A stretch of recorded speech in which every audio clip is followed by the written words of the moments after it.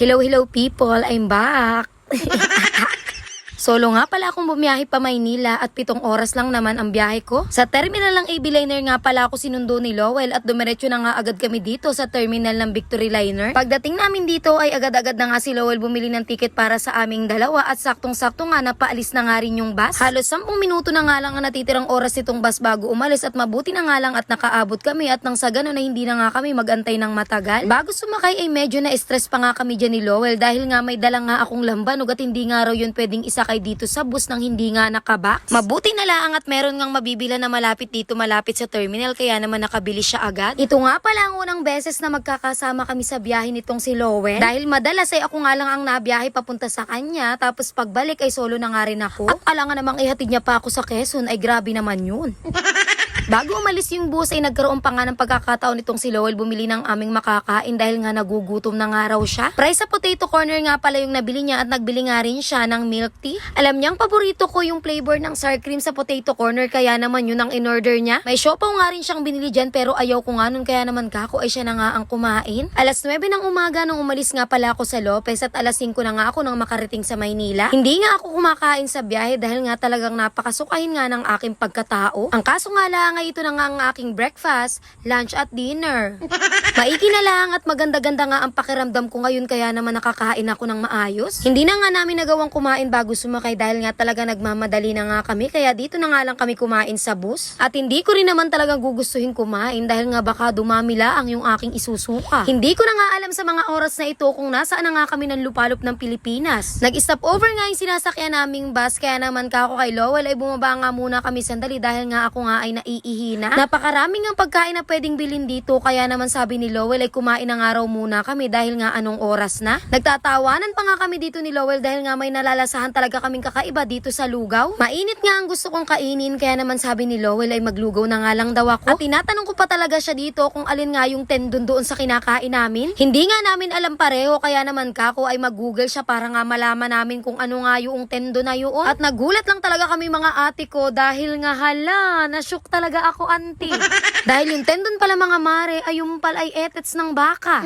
Eh di syempre, wala na akong nagawa dahil nga naubos na namin yung lugaw. Pagkatapos namin kumain ay sumakay na nga ulit kami dito sa bus dahil nga baka naman kami ay maiwanan. Pinagtatawanan pa talaga ako ni Lowell sa mga oras na ito dahil nga amoy etets daw yung aking bunganga. Sa mga oras na ito ay nakababa na nga pala kami ng bus at sumakay na nga agad kami sa taxi. Hindi na nga kami nagpasundo dyan sa lolo ni Lowell dahil nga alas 11 na ito ng gabi at nakakahiya na nga rin. Fast forward na nga tayo mga ate ko dahil nga ito ay umaga at oras na nga ng pag-aalmusal. Ito nga ang unang araw namin dito sa Baguio at nag-almusal nga muna kami bago nga kami magsimula sa paggala. Naka-check-in nga pala doon sa town yung kuya ni Lowell kaya naman yun nga ang aming unang pupuntahan. May kailangan ngang ibigay si Lolo kay Kuya Rox at ibibigay nga din ni Lowell yung pasalubong niyang lambanog. Unang araw pa lang namin dito sa Baguio pero mangangmangha na ako sa mga nakikita ko. Gandang-ganda nga ako sa mga puno dito dahil yanong lalaki tapos yanong gaganda nga talaga. Sa isip ko nga ay kakoy ano kaya ang pangalan nitong punong ito at talagang napakagaganda. Hindi na nga ako nakatiis at tinanong ko nga at yan ang araw pala yung pine tree. Hindi nga ako sanay dahil nga ito nga ang alam kong pine tree. Basta ang alam ko ayun ngang patriangle at hindi nga yung ganyan ang itsura. Malapit nga lang pala yung bahay ng lolo ni Lowell dito sa town kaya naman siguro ay mga 10 minuto nga lang yung aming biniyahe at nandito na nga kami sa hotel na pinag-check-inan ni Kuya Rox. Inintay nga lang namin mag-check out sila Kuya Rox dito sa hotel at pagkatapos ay dumiretso nga kami sa kainan. Dito nga nila napiling kumain sa Good Days dahil nga masarap daw dito tapos mura pa. Gulat pa nga ako dito dahil nga talagang napakahaba ng pila mga ate ko. Sabi ko nga kay Lowell ay siguro nga talaga ay masarap dito dahil pinipilahan. Dahil kung makikita nyo talaga sa personal mga mare ay talagang napakahaba ng pila at talagang walang katapusan. Pero kahit mahaba nga yung pila ay hindi naman siya ganun katagal dahil nga mabilis ang usad. Tinatanong ko nga dito si Lowell kung meron ba itong branch halimbawa sa Maynila, sa mga mall kung may mga ganun.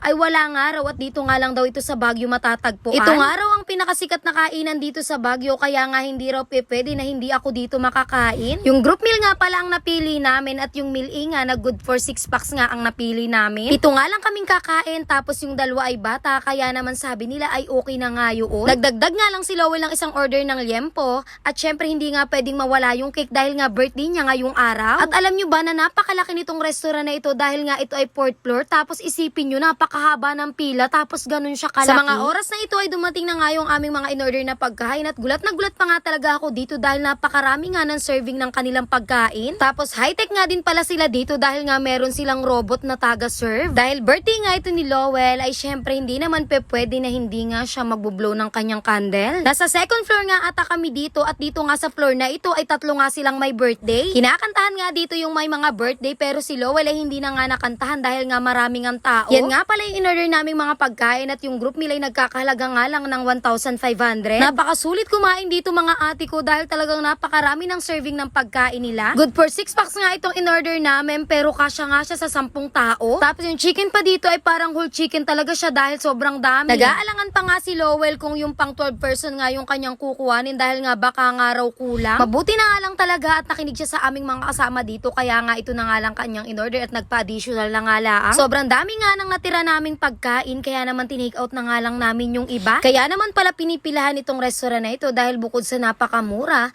napakarami ng kanilang serving at talagang masarap nga yung kanilang mga pagkain. Kaya naman kung pupunta kayo dito sa Baguio ay subukan yung kumain dito kung marami naman kayong magkakasama dahil talagang makakatipid kayo dito. Sikat nga din pala daw itong Good Day sa mga cake kaya naman tinikman ko nga itong cake kung talagang masarap nga. Totoo ang chismis mga ate ko dahil nga masarap nga yung kanilang cake at ang nalalasahan ko nga ay lasa siyang red ribbon. Natapos na nga lang kaming kumain at nagulat nga ako talagang walang kahulas-hulas ang pila dito sa labas. Sadyang ganitong araw dito sa Good Days dahil nga itong araw ang pinakasikat na kainan talaga dito sa Baguio. At goods na goods talagang kumain dito lalong-lalo na kapag marami nga kayong magkakasama. Naiwan na nga pala namin sila Kuya Rox doon sa kainan dahil sila nga ay diretso na ng Pangasinan at kami naman ay dito naman dumiretso sa Katedral ng Baguio. Inuna nga talaga namin pumunta dito dahil nga birthday ngayon ni Lowell para naman makapagsimba nga man lang kami. Napakarami nga ring tao dito at habang nakikinig nga kami ng misa ay kung ano-ano nga ang pinagkukukot-kot nito ni Lowell sa pagmumukha ko. Hagas na hagas nga dito si Lowell dahil nga namamalat nga raw yung mukha ko at kung ano-ano nga raw ang pinagpapapahid ko. Hindi nga kami nagtagal dito sa simbahan dahil nga ang plano lang talaga namin ay dumaan dito para nga makapagdasal. Malapit nga lang pala dito sa katedral itong SM Baguio kaya naman dito na nga rin kami dumiretso para nga makakita rin ng magagandang view. Ang lamig nga dito sa SM kaya naman buong akala ko talaga ay naka-aircon sila pero hindi pala mga mare. Mula dito sa SM ay tanaw na tanaw nga yung Burnham Park pero hindi nga muna kami pupunta dyan.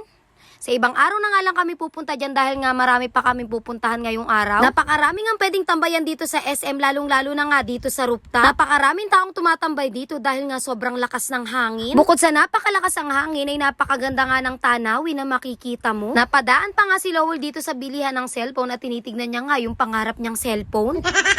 Halos isang oras nga lang siguro kami doon sa SM at pagkatapos ay dito na nga kami dumiretso sa The Mansion. Naiwan na nga si Lolo doon sa sasakyan at kami na nga lang daw ang pumunta dito. Pagdating nga namin dito ay tinanong ko nga agad kay Lowell kung sino nga ang nakatira dyan. Dito daw tumutuloy ang presidente ng Pilipinas kapag nagpupunta dito sa Baguio. Hindi na nga bago si Lowell dito sa Baguio dahil nga halos isang taon siyang nagtira dito at nung bata siya ay nakapunta na nga rin siya dito. Noon daw ay bukas nga yung gate ng The Mansion at pwede nga pumasok doon sa loob. Pero ngayon ay sarado na nga lang at dito na nga lang sa bandang gate ka nga pwedeng magpicture. Sa tapat lamang nitong mansyon ay matatagpuan naman itong right farm. Ang ganda nga ring maglakad-lakad dito tapos wala pa ngang entrance fee. Pero syempre mas masarap mamasyal dito kung may kasama ngang bebe tapos holding hands while walking. Ganon, charot.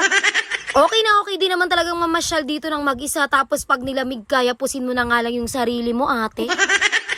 Nilakad nga namin hanggang dulo itong right part at nakita nga namin sa may bandang gilid na meron ngang House of Representatives. Sabi ni Lowell ay doon naman daw tumitira ang mga senador kapag nga raw nagpupunta dito sa Baguio. Nung pabalik na kami sa sasakyan ay dito na nga kami dumaan sa mga puno dahil nga yan ang gaganda. Pagkatapos namin sa The Mansion at pati na nga doon sa right part ay dito na nga kami dumiretso sa Mines View. Mayroong entrance nga pala dito mga mare pero parang 10 pesos nga lang each. Sobrang daming ang halamang pwedeng bilhin dito pero yung pagdadala nga ang iniisip ko. Dito sa Mines View ay nagrenta nga kami ng damit ng mga igorot na nagkakahalaga nga ng 50 pesos each. Parehas red nga ang pinili namin dyan dahil yun nga ang gusto ng lolo ni Lowell. Mas maganda daw kasi kapag pula. Sila na nga rin pala ang mag-aayos ng mga damit na nirent nyo sa kanila.